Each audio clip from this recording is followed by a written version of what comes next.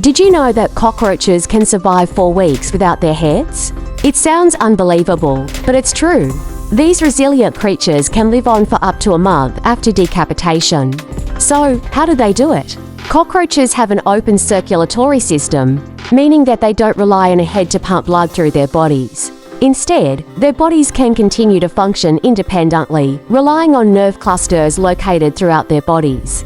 This means they can move, react, and even groom themselves, all without a head. However, it's not all sunshine and survival.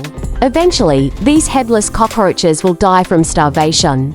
Without a head, they can't eat or drink, leading to their demise within weeks. So, while cockroaches are remarkable for their ability to survive without their heads, they still face the inevitable challenge of finding food. If you found this fascinating, don't forget to give us a thumbs up. Thanks for watching, and make sure to subscribe to the channel for more amazing facts.